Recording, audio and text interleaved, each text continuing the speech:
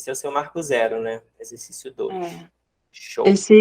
Eu peguei uma fotografia dessa personagem, e aí eu tentei relocar a mão, o caldeirão eu ampliei para tentar fazer um cenário, assim. Eu tentei fazer alguma coisa que poderia virar uma tatuagem. Eu ainda não consigo ver, porque pelo formato e tudo mais, mas como é o meu primeiro desenho nesse estilo, eu até usei pintura, um pouco de aquarela, tinta diluída, mas já deu uma ideia, assim, do... Sim. Não, eu gosto bastante de muitas coisas aqui, tá? Falando especificamente, eu vou sempre usar a lente aqui de pensando se a gente fosse tatuar, né? E aí tem algumas questões de composição que são muito similares às questões que eu levantei ainda há pouco para a Alissa, que é aquela coisa, né? Você mesmo falou, eu fui posicionando aqui, mas o formato ainda não é o ideal, talvez, para tatuar. Porque você fez como se fosse uma moldura, né? Uma borda retangular. Então, Uhum, a mão aqui cortada, por exemplo, quando você for pensar numa tatu, você vai ter que pensar num desenho que termine em si mesmo, né? Que não sim. tenha um corte duro, que tenha alguma moldura, alguma coisa que disfarce, ou até a gente toma às vezes liberdade, faz a mão meio que flutuando, né? Alguma coisa assim. Então tem a questão da composição, que, claro, né, ao longo do curso você vai ficar, imagino, mais atenta com isso. Eu gosto muito de primeiro, assim, do seu trabalho de pintura de aquarela, dá para ver que você já brinca, assim, com o material, eu acho que isso já vai ser uma vantagem legal para você já fez as luzes e sombras aqui no rosto. Gosto especialmente do fato de você ter deixado bastante área do rosto com um tom que seria, tipo, tom de base da pele, e ter trabalhado a Uhum, sombra mais pontualmente. Porque quando a gente vai para tatu, isso é muito comum. Neotrad, principalmente, faz esse raciocínio, né? Então, eu estou considerando aqui que a grande parte, se você fosse tatuar, a grande parte dessa área da pele dela seria a pele do próprio cliente, né? sim. Aparecendo. E aí só a sombra seria ali colorida, com algum tom de pele mais escuro, com uma basezinha de sombra, alguma coisa. Então, o raciocínio é legal, assim, em termos de como você organizou isso. Eu acho que, de modo geral, cara, você já tem um olhar, assim, de olhar para a referência e transpor legal o todo, né?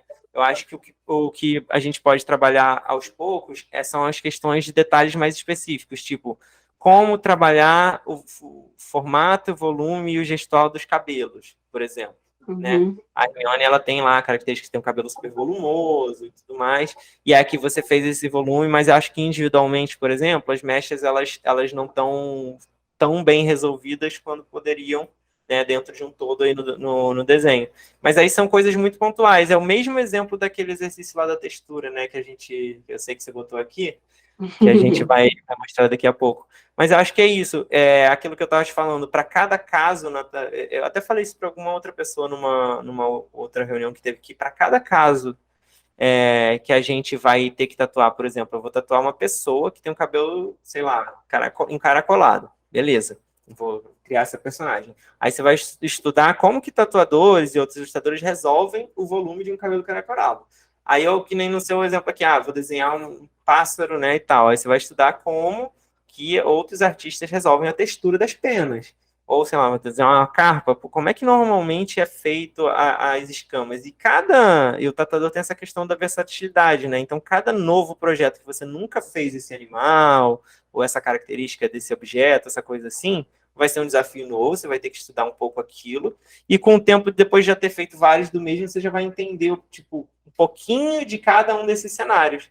Mas é muito isso, assim, é, para cada novo assunto, a gente, por mais que já tenha uma intimidade com o desenho, a gente talvez não tenha uma intimidade com fazer aquele assunto no desenho. Essa sim. aqui é o do desenho gestual, né?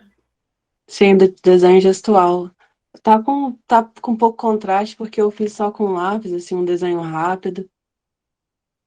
Não, mas Não é sei se eu isso mesmo. consegui chegar na proposta. Cara, eu E gosto. aquela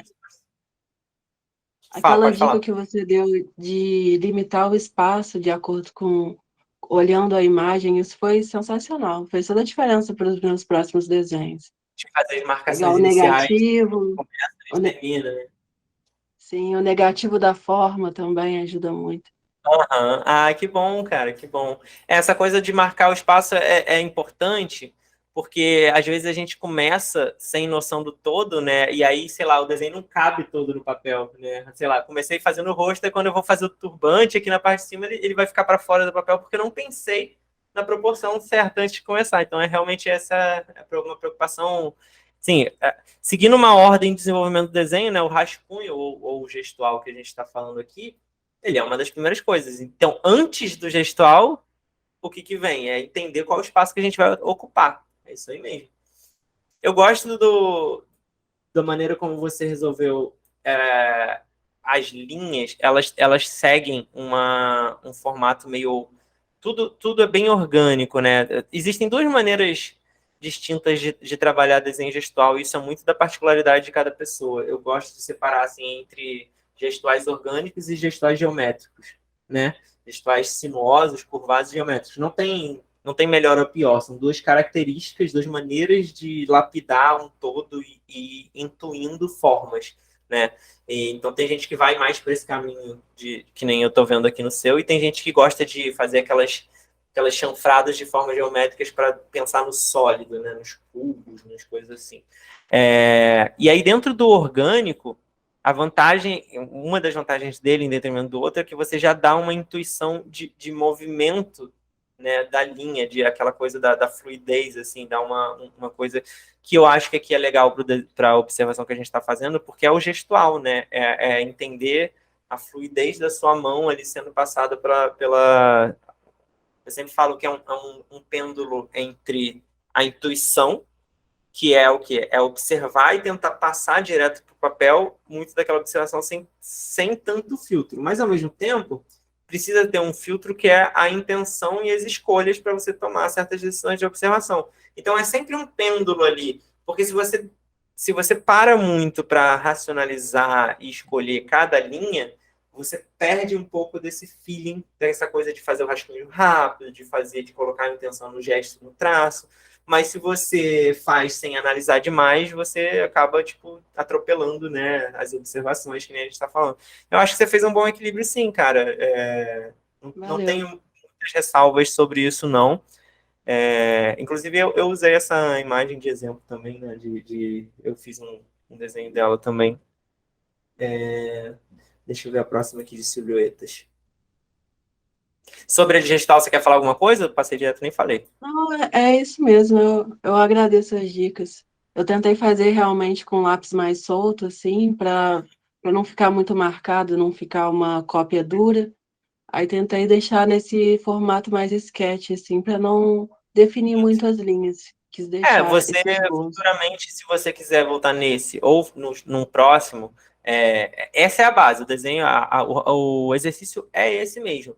Mas você pode fazer tipo uma fase 2 dele, que é, tendo resolvido assim, usar um lápis uma ponta um pouco mais escura, tipo um 6P, sei lá, ou até mesmo fazer rascunhos com lápis com pontas um pouco mais grossas.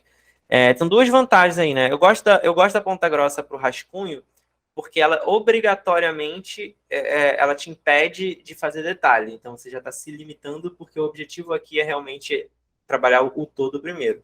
E ela dá mais contraste, né? Então a questão da leitura das linhas quando você faz. E aí depende muito, né? Se a gente está fazendo um rascunho, depois eu vou apagar, eu vou desenhar por cima, beleza, estou fazendo aquele rascunho levinho, faz parte, é isso. Mas se você quer que o gestual fique marcado, e se o exercício é o gestual pelo gestual, eu acho interessante, às vezes, usar uma ferramenta com um pouco mais de contraste, com uma ponta um pouco mais firme, né? Até sei lá, essas canetas que tem ponta maleável, por exemplo, né? Uma coisa Uhum, assim.